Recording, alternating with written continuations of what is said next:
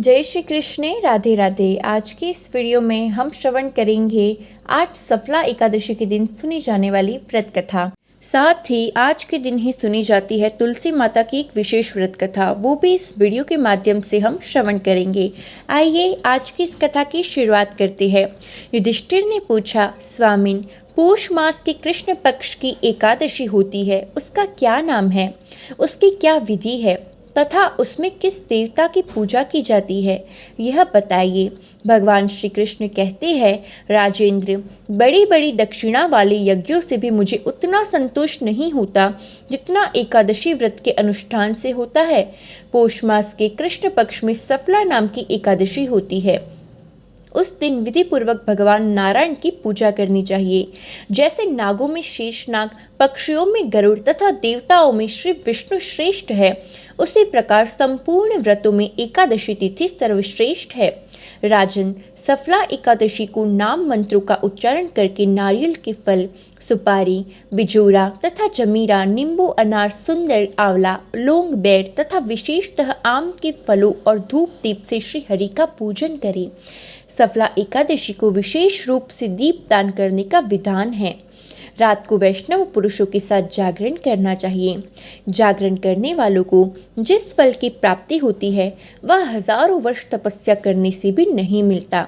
नृपश्रेष्ठ, अब सफला एकादशी की शुभ कारिणी कथा सुनो। चंपावती नाम से विख्यात एक पुरी है जो कभी राजा माहिष्मत की राजधानी थी। राजर्षि माहिष्मत के 5 पुत्र थे। उनमें जो ज्येष्ठ था वह सदा पाप कर्म में ही लगा रहता था, पर स्त्रीगामी और वेश्यासक्त था। उसने पिता के धन को पाप कर्म में ही खर्च किया। वह सदा दुराचारण परायण करता तथा वैष्णवों और देवताओं की निंदा किया करता था। अपने पुत्र को ऐसा पापाचारी देखकर राजा माहिष्मत ने राजकुमारों में उसका नाम लुम्भक रख दिया। फिर पिता और भाइयों ने मिलकर उसे राज्य से बाहर निकाल दिया। लुम्भक गहन वन में चला गया। वहीं रहकर उसने प्रायः समूचे नगर का धन लूट लिया। एक दिन जब वह रात में चोरी करने के लिए नगर में आया तो सिपाहियों ने उसे पकड़ लिया, किंतु जब उसने अपने आप को राजा माहिष्मत का पुत्र बतलाया तो सिपाहियों ने उसे छोड़ दिया। फिर वह वन में लौट आया और मांस तथा वृक्षों के फल खाकर जीवन निर्वाह करने लगा। उस दुष्ट का विश्राम स्थान पीपल वृक्ष बहुत वर्षों पुराना था। वो वहां पर निवास करता था। उस वन में वह वृक्ष एक महान देवता माना जाता था। पाप बुद्धि लुम्भक वही निवास करता था। एक दिन किसी संचित पुण्य के प्रभाव से उसके द्वारा एकादशी के व्रत का पालन हो गया। पौष मास में कृष्ण पक्ष की दशमी के दिन पापिष्ट लुम्भक ने वृक्षों के फल खाए और वस्त्रहीन होने के कारण रात भर जाड़े का कष्ट भोगा।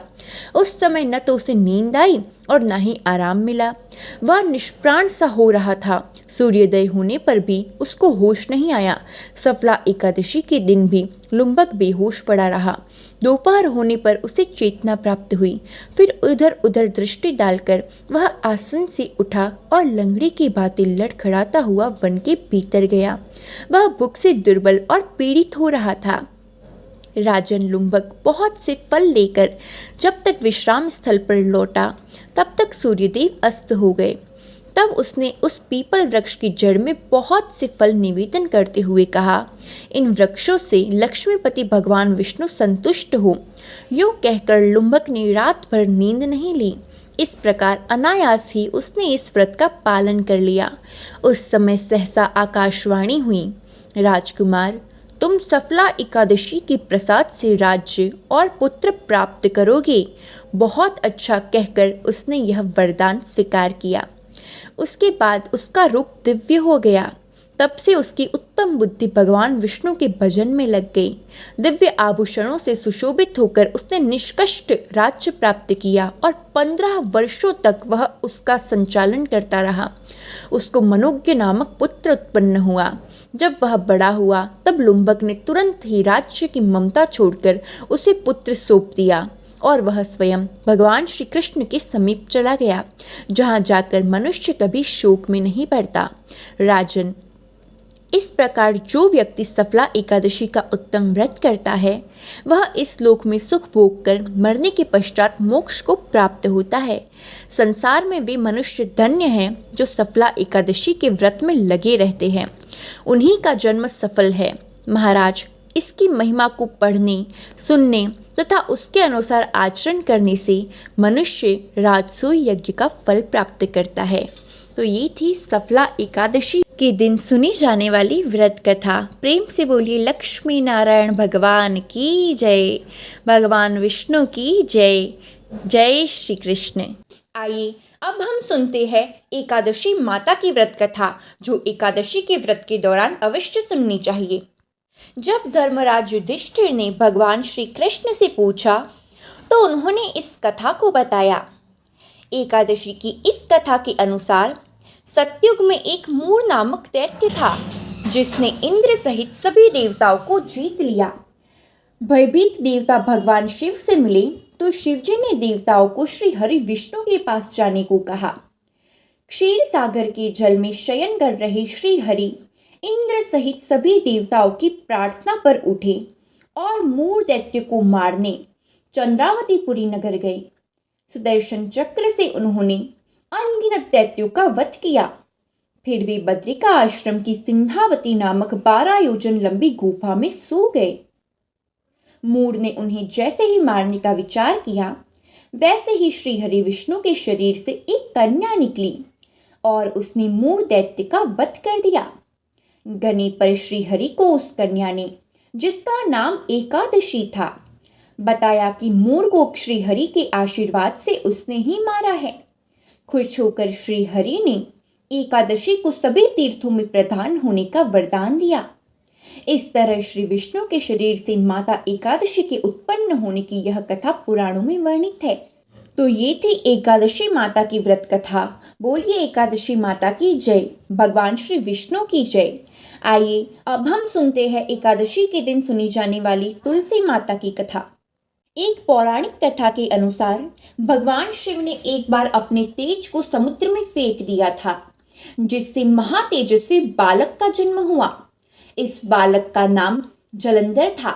जालंधर आगे चलकर एक पराक्रमी दैत्य राजा बना। जालंधर बहुत ही राक्षस प्रवृत्ति का था। जालंधर का विवाह दैत्यराज कालनेमि की कन्या वृंदा से हुआ। एक बार जालंधर ने माता लक्ष्मी को प्राप्त करने की इच्छा से युद्ध किया, लेकिन समुद्र से उत्पन्न होने के कारण माता लक्ष्मी ने जालंधर को अपने भाई के रूप में स्वीकार किया। जालंधर जब पराजित हो गया तो वहां देवी पार्वती को पाने की लालसा से कैलाश पर्वत पर पहुंच गया। इसके बाद जालंधर भगवान शिव का रूप धारण कर माता पार्वती के पास पहुंचा, लेकिन माता पार्वती ने अपने योग बल से उसे तुरंत ही पहचान लिया और माता पार्वती वहां से तुरंत ही अंतर ध्यान हो गई। वहां जालंधर भगवान शिव के साथ युद्ध करने लगा। देवी पार्वती ने सारा वृतांत विष्णु भगवान को सुनाया। जालंधर की पत्नी वृंदा अत्यंत पतिव्रता स्त्री थी। उसी के पतिव्रत धर्म की शक्ति से जालंधर न तो मारा जाता था और ना ही पराजित होता था। इसलिए जालंधर का नाश करने के लिए वृंदा के पतिव्रत धर्म को भंग करना बहुत आवश्यक था। इसके बाद भगवान विष्णु एक ऋषि का रूप धारण करके वन में पहुंचे, जहां वृंदा भ्रमण कर रही थी। भगवान विष्णु के साथ 2 राक्षस भी वहां पहुंचे, जिन्हें देखकर वृंदा बहुत भयभीत हो गई। फिर भगवान विष्णु, जो ऋषि के रूप में थे, उन्होंने वृंदा के सामने पल में दोनों को भस्म कर दिया। इसके बाद ऋषि से वृंदा ने कैलाश पर्वत पर महादेव के साथ युद्ध कर रहे अपने पति जालंधर के बारे में पूछा। ऋषि ने अपनी माया जाल से 2 वानर प्रकट किए। एक वानर के हाथ में जालंधर का सिर था तथा दूसरे के हाथ में धड़। अपने पति की यह दशा देखकर वृंदा मूर्छित होकर गिर पड़ी। जब वृंदा को होश आया तो उसने अपने पति को जीवित करने की विनती की। इसके बाद भगवान ने अपनी माया से जालंधर का सर धड़ से जोड़ दिया, लेकिन स्वयं भी वह इसी शरीर में प्रवेश कर गए। वृंदा इसके बारे में नहीं जानती थी कि उसके पति के शरीर में कोई और प्रवेश कर गया है। जालंधर बने भगवान के साथ वृंदा पतिव्रता का व्यवहार करने लगी, जिससे उसका सतीत्व भंग हो गया। ऐसा होते ही उधर कैलाश पर्वत पर वृंदा का पति जालंधर युद्ध में हार गया। जब वृंदा को पता चला तो उसने क्रोध में आकर भगवान विष्णु को हृदयहीन शीला होने का श्राप दे दिया। अपने भक्त के श्राप को भगवान विष्णु ने स्वीकार किया और वह शालिग्राम पत्थर बन गए। सृष्टि की पालनकर्ता के पत्थर बन जाने से ब्रह्मांड में असंतुलन की स्थिति उत्पन्न हो गई। यह देखकर सभी देवी देवताओं ने वृंदा से प्रार्थना की कि वह भगवान विष्णु को श्राप मुक्त कर दे। वृंदा ने भगवान विष्णु को श्राप से मुक्त तो कर दिया, लेकिन स्वयं आत्मदाह कर लिया। जहां वृंदा भस्म हुई वहां तुलसी का पौधा उगा। भगवान विष्णु ने वृंदा से कहा, हे वृंदा, तुम अपने सतीत्व के कारण मुझे लक्ष्मी से भी अधिक प्रिय हो गई हो। अब तुम तुलसी के रूप में सदा मेरे साथ रहोगी। भगवान विष्णु ने वरदान दिया कि जो मनुष्य भी मेरे शालिग्राम रूप के साथ तुलसी का विवाह करेगा, उसे इस लोक और परलोक में विपुल यश की प्राप्ति होगी। इसके अलावा तुलसी को वरदान प्राप्त है कि जिस घर में तुलसी रहेगी वहां यम के दूत भी असमय नहीं जा सकते। मृत्यु के समय जिसके प्राण मंजरी रहित तुलसी और गंगा जल मुख में रखकर निकल जाती है, वह समस्त पापों से मुक्त होकर भगवान विष्णु के वैकुंठ धाम को प्राप्त होता है। जो मनुष्य तुलसी व आंवलों की छाया में अपने पितरों का श्राद्ध करता है, उसके पितृ मोक्ष को प्राप्त हो जाते हैं। तो ये थी एकादशी के दिन सुनी जाने वाली तुलसी माता की कथा। प्रेम से बोलिए तुलसी माता की जय, भगवान विष्णु की जय, श्री हरि की जय, लक्ष्मी नारायण देव की जय। आइए अब हम एकादशी माता की आरती करते हैं। ओम जय एकादशी माता मैया, जय एकादशी माता। विष्णु पूजा व्रत को धारण कर शक्ति मुक्ति पाता। ओम जय एकादशी माता, तेरे नाम गिनाऊं देवी, भक्ति प्रदान करनी, गण गौरव की देनी माता, शास्त्रों में वरनी। ओम जय एकादशी माता, मार्गशीर्ष के कृष्ण पक्ष की उत्पन्ना, विश्व तारणी जन्मी, शुक्ल पक्ष में हुई मोक्षदा, मुक्तिदाता बनाई। ओम जय एकादशी माता, पोष के कृष्ण पक्ष की सफला नामक है, शुक्ल पक्ष में हुए पुत्रदा, आनंद अधिक रहे।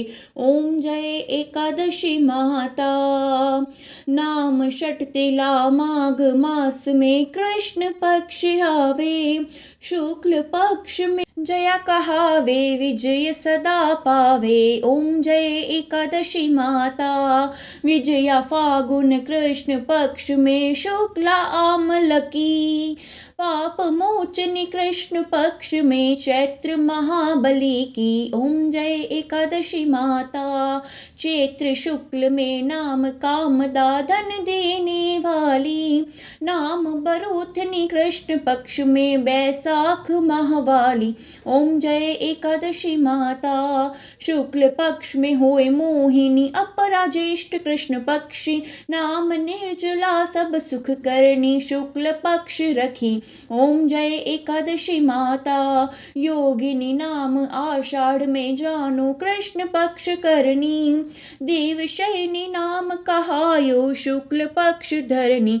ओम जय एकादशी माता, कामिका श्रावण मास में आवे, कृष्ण पक्ष कहिए, श्रावण शुक्ल होय पवित्र, आनंद से रहिए। ओम जय एकादशी माता, अजा भाद्रपद कृष्ण पक्ष की परिवर्तिनी शुक्ला, इंद्र आश्विनी कृष्ण पक्ष में व्रत से भवसागर निकला। ओम जय एकादशी माता, पापांकुशा है शुक्ल पक्ष में आप हरनिहारी, रमा मास कार्तिक में आवे सुखदायक भारी। ओम जय एकादशी माता, देवोत्थान शुक्ल पक्ष की दुख नाशक मैया, पावन मास में करो विनती, पार करो नैया। ओम जय एकादशी माता, परमा कृष्ण पक्ष में होती जन मंगल करनी, शुक्ल मास में होए पद्मिनी दुख दारिद्र्य हरणी। ओम जय एकादशी माता, जो कोई आरती एकादशी की भक्ति सहित गावे, जन गुरुदिता स्वर्ग का वासा निश्चय वह पावे। ओम जय एकादशी माता, ओम जय एकादशी माता। कर्पूर गौरम करुणावतारम संसारसारं भुजगेन्द्रहारं सदा वसन्तं हृदयारविन्दे भवं भवानी सहितं नमामि। मंगलम भगवान विष्णु मंगलम गरुड़ध्वज मंगलम पुंडलीकाक्षो मंगलाय तनोहरि, सर्वमंगल मांगल्ये शिवे सर्वार्थ साधिके, शरण्ये त्र्यंबके गौरी नारायणी नमोस्तुते, नारायणी नमोस्तुते। बोलिए भगवान विष्णु की जय, माता लक्ष्मी की जय। तो ये थी आज की एकादशी व्रत की संपूर्ण जानकारी। अगर वीडियो अच्छी लगी तो वीडियो को लाइक, शेयर और हमारे इस चैनल को सब्सक्राइब ज़रूर कीजिएगा, ताकि ऐसी संपूर्ण कथाओं का लाभ आप तक पहुंच सके। मिलते हैं अगले वीडियो में। जय श्री कृष्ण, राधे राधे।